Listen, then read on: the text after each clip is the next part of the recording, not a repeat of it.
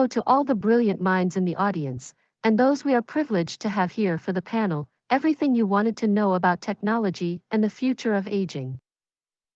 I'm Clara, your digital MC, and I'm excited to introduce you to everyone on stage. Moderating the panel today is a familiar face, Dr. Allison Sekuler, the President and Chief Scientist here at CABHI. Outside of her groundbreaking research and innovation work, Dr. Sekuler recently learned how to play the drums, proving it's never too late to explore new hobbies. On the panel we have Dr. David Lindeman, the Director of CITRIS Health, a baritone renowned for his work and his karaoke parties.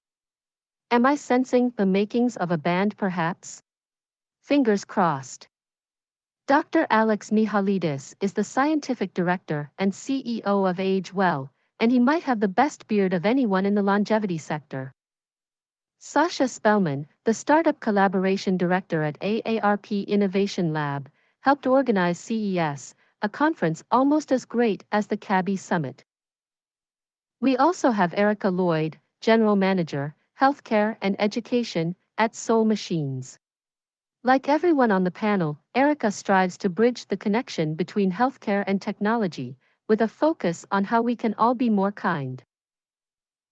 And she's the one that was kind enough to invite me to MC. Definitely a group of rock stars. I'm glad you could make it, and happy learning. Over to you, Dr. Sekuler. Thank you so much, Clara. It's great to see you. Welcome, everybody, to the panel, Everything You Wanted to Know About Technology and the Future of Aging. I'm Allison Sekuler, and it's a pleasure to be speaking to you today from the traditional lands of the Anishinaabe, Haudenosaunee, Huron-Wendat, and Mississaugas of the Credit First Nation. I think that the opening that we had really sort of set the stage for what we're going to be talking about. We hear a lot about how technology is changing the way that we age, but it can be difficult for the average person to make sense of all of the different solutions that are out there. So I want to just start by asking each one of our panel members, what is the one technology that you're most excited to see currently impacting or about to impact older adults or caregivers? And Erica, given the introduction, I'd like to start with you and hear your take on it. And kia ora, Alison, and thank you, and hi, panelists. I'd be crazy if I didn't say digital people, because that's the technology that I'm in charge of helping connect to healthcare organizations. And I want to take a moment to step back. So a digital workforce, if you like, and you've met Clara, the idea is it does two things. One, the digital person connects one-on-one with patients, so they can have a personalized conversation about their health and behavioral change and support, companionship, all of that kind of thing with empathy.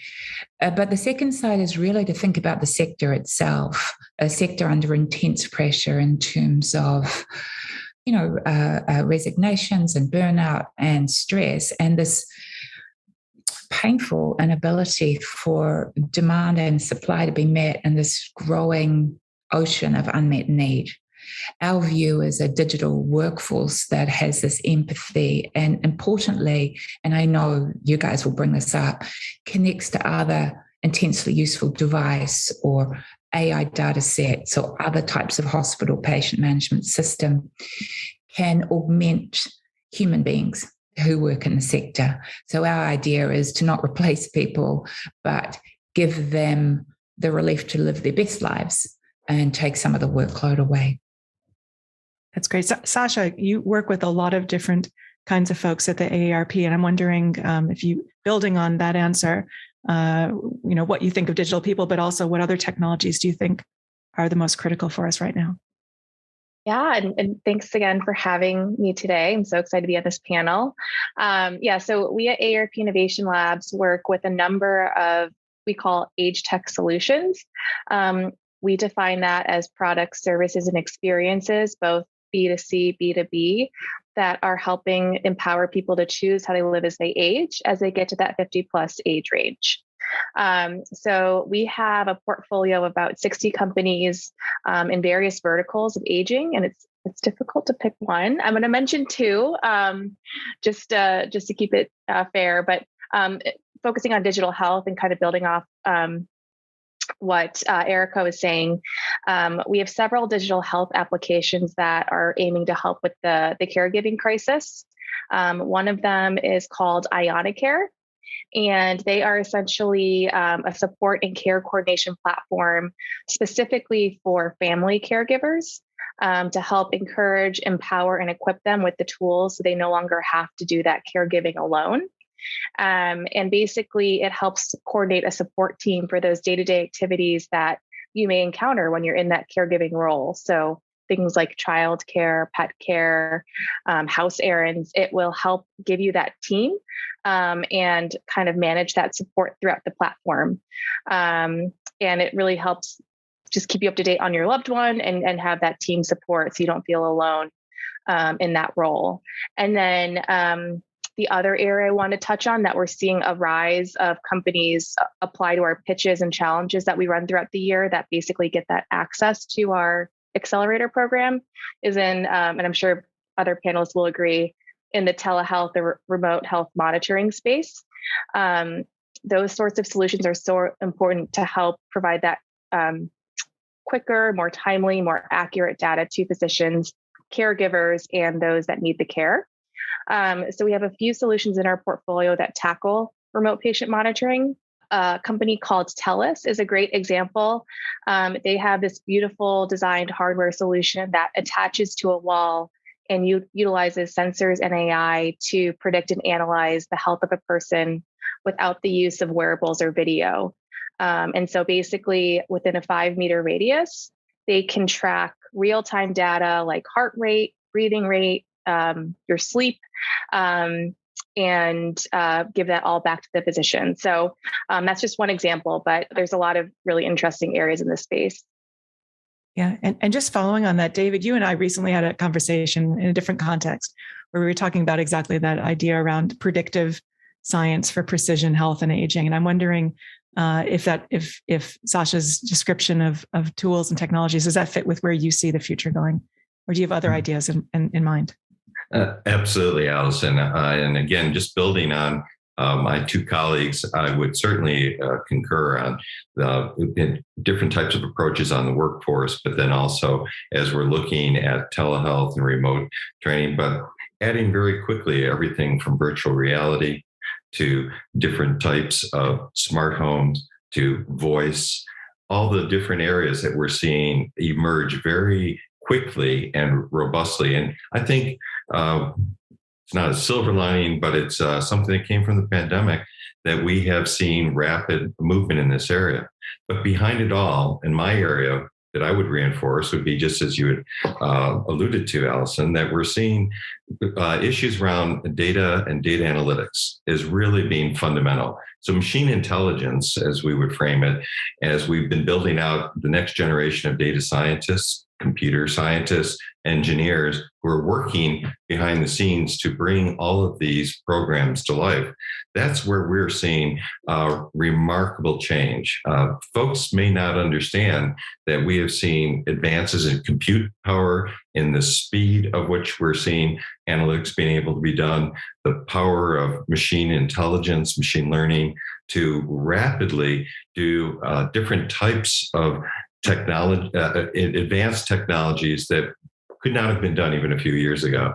So as we layer these in, I think that we're going to see the data analytics behind all of these new technologies really come to the fore, and they'll be able to both make things more ubiquitous. We'll see interconnectivity, which will allow them to come together, but it'll be the data that will be driving it that I think will really be transformative over the next few years.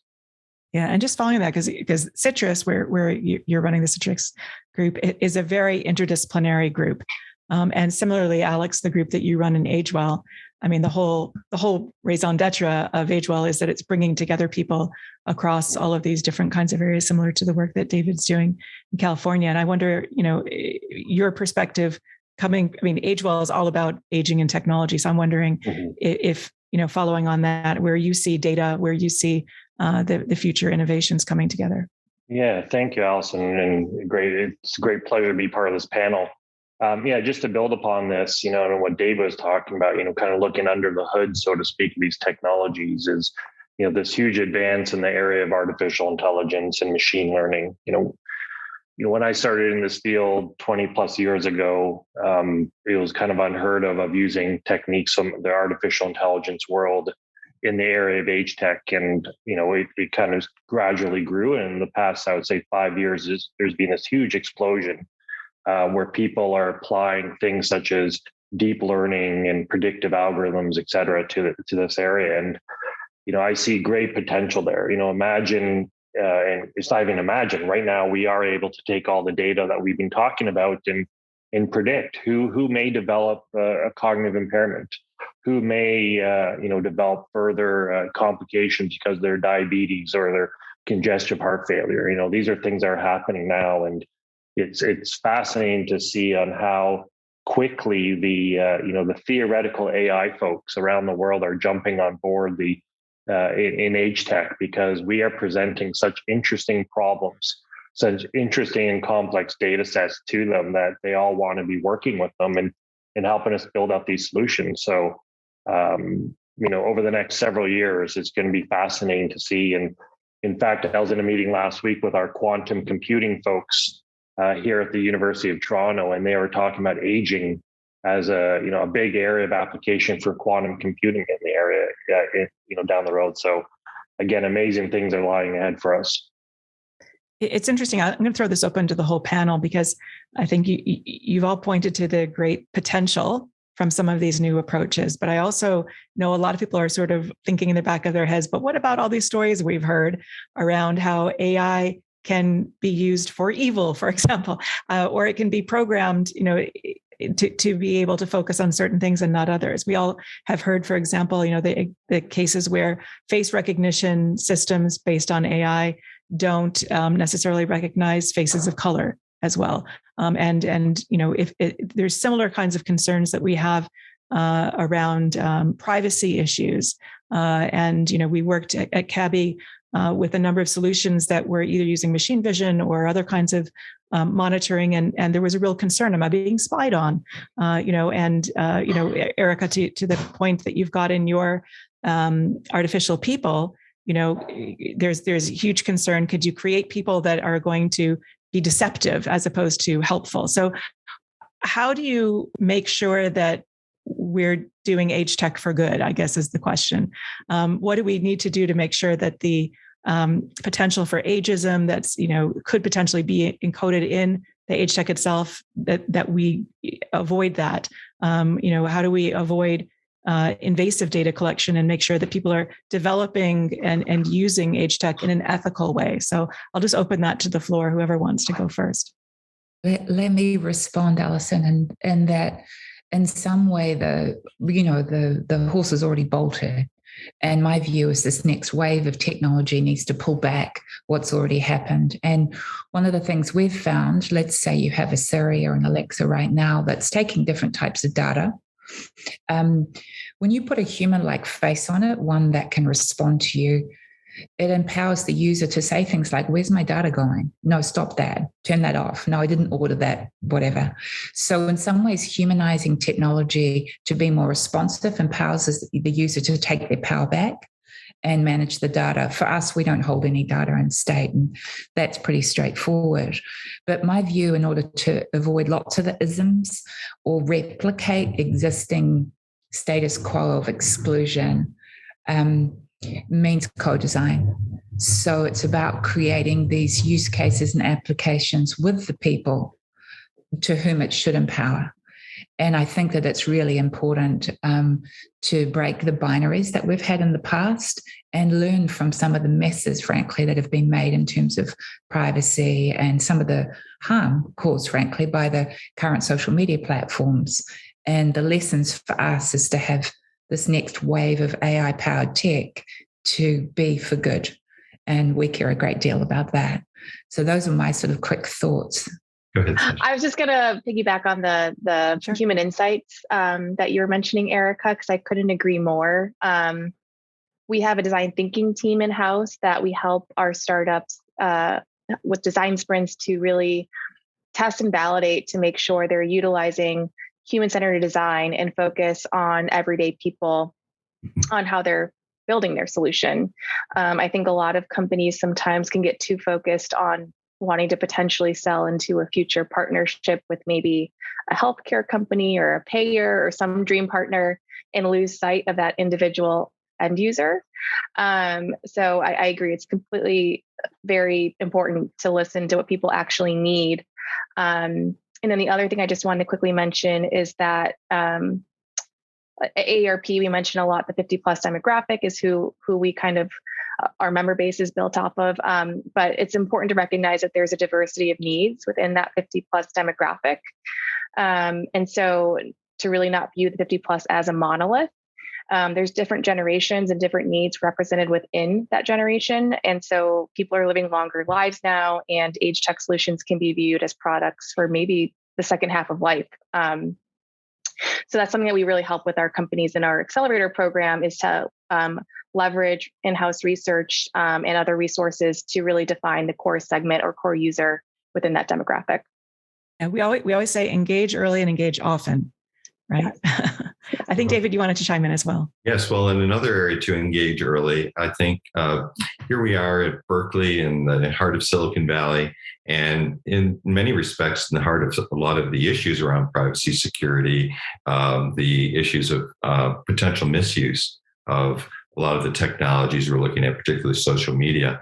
I would go back to early engagement first and foremost as we train the next generation of scientists, of clinicians, the individuals who have to do it. It does start, as Erica nicely said, with the individual and helping empower individuals to actually call out and look for their own areas. But how do we get designers? How do we get the co-designers? How do we get the scientists to make sure that they're imbued with this approach and philosophy? Second, how do we work with industry and organizations? We have the largest companies based here, and it's obviously it goes far beyond aging, but how do we work with them to understand the importance of this and make sure we do protect individuals? We're always looking glass half full of the benefits, but it's making sure underneath that we have privacy, security, first and foremost. And finally, one of the things we've done here in California is this last year, the governor put forward a master plan on aging for the next decade. We put a great deal of work into that, and both from the research community, the technology community, but again, from the entire aging network, how we look at that. And a key fundamental point is, how do we protect the most vulnerable? And that covers technology. So we can really look forward to that, how we can benefit from that. And I think from a policy perspective, we have to make sure that that is put forward so that we have guardrails, we have boundaries. It's as much as we would like to think everybody will be looking at privacy and security first and foremost, I think we'll always have to make sure we are the champions for that going forward. And how, Alex, I want to turn to you, because one of the other roles that Alex holds is, and correct me if I get the title wrong, is as Associate Vice President, International Affairs at the University of Toronto. So, you do a lot of work managing privacy issues and all of these other things around research with lots of countries. And I know, David, you've got a lot of international collaborators, and same with the other guests. When it was mentioned, for example, that aging is not a monolith, there's different cultures, there's different people with different backgrounds. How do you make sure that the protection is not just for the Canadian approach or the American approach or Australian approach, or, but there's a global approach to it, because people are coming at it from different perspectives? Yeah, no, absolutely. That's important. That, you need to understand the context within which you're developing the technology for. And, the technology that we're designing for the North American context, is absolutely not going to work for the context, in various parts of Asia or various parts of Europe or the global South even, right? Where, obviously we have a lot of, super aged countries that are facing even more difficult challenges than we are here in North America. So again, it comes back to what everyone's saying, working directly with the end users, understanding their needs, understand the context of their various aspects, whether it's cultural, whether it's gender choice, whether it's the aspects of their ethnicity. And, we see that here obviously a lot in Canada, where we have a very diverse culture. And, in AgeWell, we've actually set up, what we call innovation hubs in the north, because what we develop, here in urban centers typically do not work in our northern communities and our Indigenous communities. And that may be right from a lack of infrastructure, but most likely due to we don't understand some of the cultural practices that need to be built into these technologies as well. So, this is not just an issue if we leave Canada, but obviously here in Canada as well. So, we try really hard to educate our researchers around these various aspects. We try to educate, as David said, the future leaders in this area, which is really, really critical.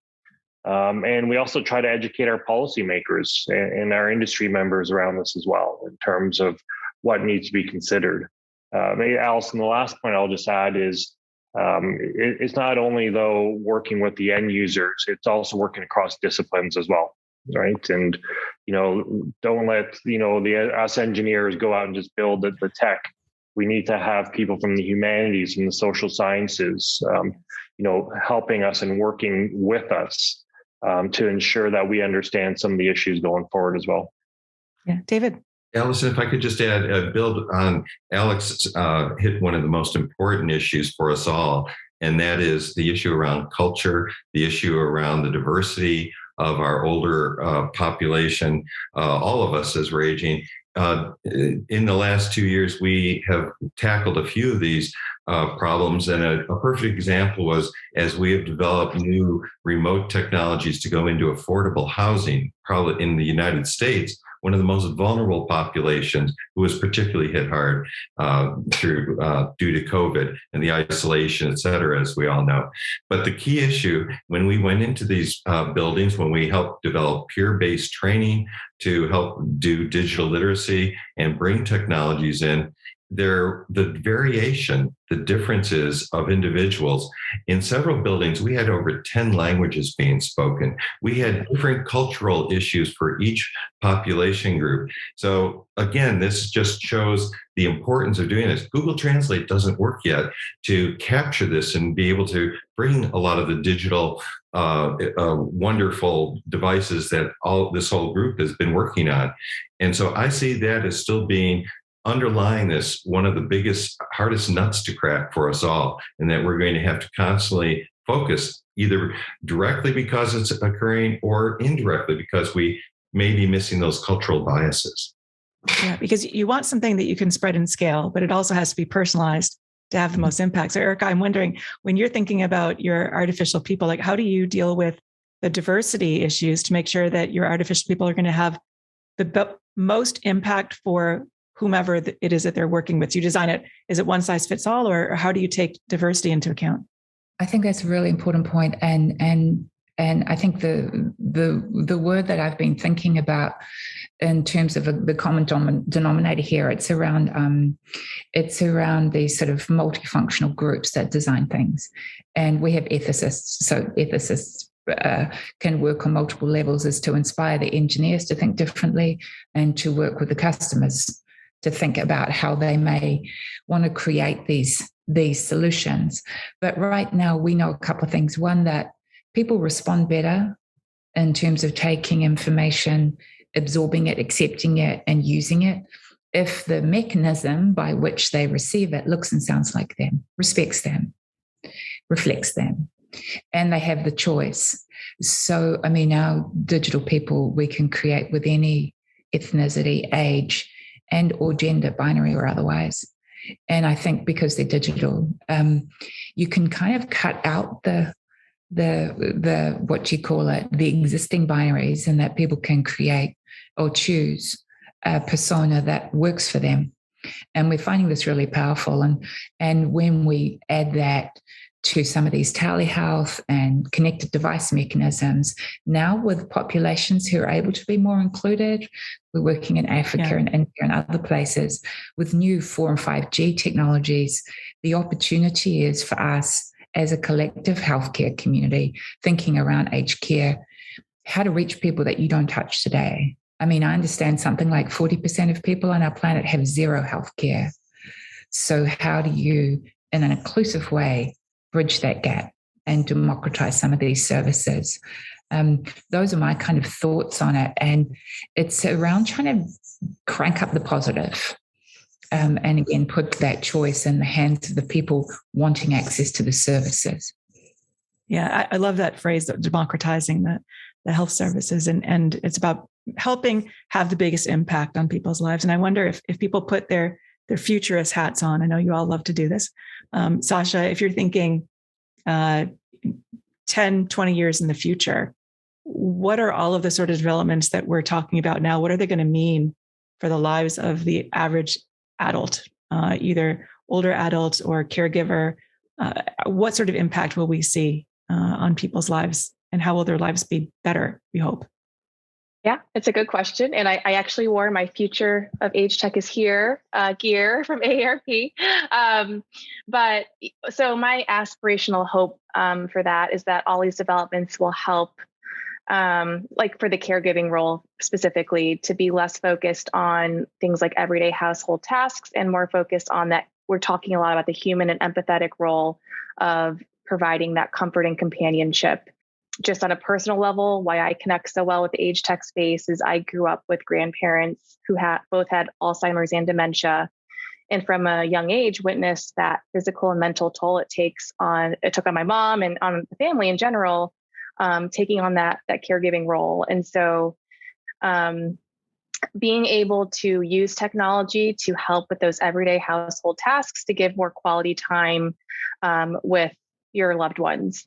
The reality is we don't have enough caregivers to support the increasing number of older adults that will live on this planet in 2050. And so it's just so important to really help find ways to make those everyday household chores more simple. So that's what I'm really excited to see is to help people maybe within that sandwich generation that might be taking care of a spouse, of a loved one, of a parent. We have, again, several solutions that we're really excited about in that caregiving space, finding ways to build financial support for them, get the information or access to care navigation that they might need. And at the end of the day, help them be the best caregivers that they can be. So the caregiving space is one that I'm really focused on right now. I've been talking about a lot today, but I just think it's so important. Absolutely. Absolutely. Alex, your thoughts?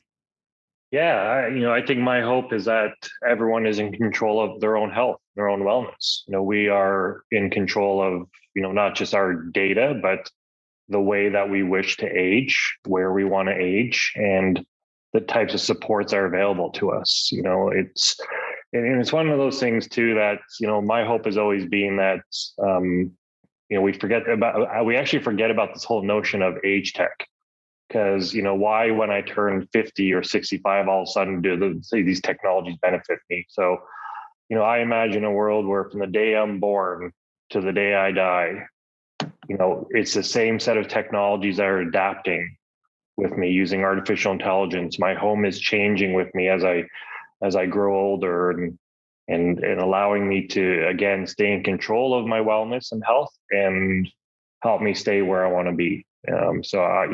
I hope we start to take more of a life course approach to this as opposed to, well, you're 65 now, here you go, here's your smart home system, right? And I'm very optimistic about where we're going with things. And David, you often take a sort of broad societal view toward aging. So I'm wondering from that perspective also, your view of the future here. Well, thank you, Allison. And again, I join our colleagues here in looking at the very positive side of this, not only for older adults themselves, of course, but as Sasha's nicely made the point, for caregivers, but also as we're looking at for the workforce providers. What I see ideally in the next years, decades going forward is that the technology, as Alex has referred to, becomes ubiquitous, that it is embedded in everything we do, whether, again, it's the sensors, robotics, et cetera, that we take this and what a wonderful example Erica's shown us of how we actually just interact and we'll consider interacting with Avatar going forward. So I see the positive side in that it be very universal, ideally that we aren't even thinking of the technology itself. On the one negative side, though, I really want to make sure we look at, and that is we still are at great risk of a disconnect, of a bifurcation, of really of a two-tier approach where so many people in our countries and around the globe will have access to these technologies. But when we don't even have broadband as a utility, it's a social determinant of health going forward. Yeah. We need to have this type of connectivity and be thinking globally around how everybody will have access to broadband, mobile, et cetera. Yeah, and Erica, you talked before about the democratization of these health services. So I'm assuming that that's part of the future that you see, which would help to address David's concerns. Yeah, and what we're seeing is developing nations and spaces are privileging the need for this broadband access, and it can sort of leapfrog existing infrastructure. But I think we all need to be very vocal about the need for that to be more considered and to have more attention on. I think the pandemic's obviously accelerated the use case and the requirement here. Yeah.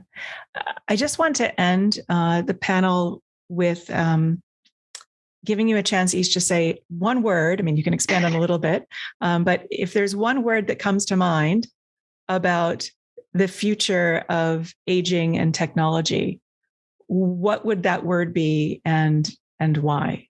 Erica, we'll start with you. Empathetic. And why? Because I think we do need to treat the person as a human, as a person, not a demographic or a number.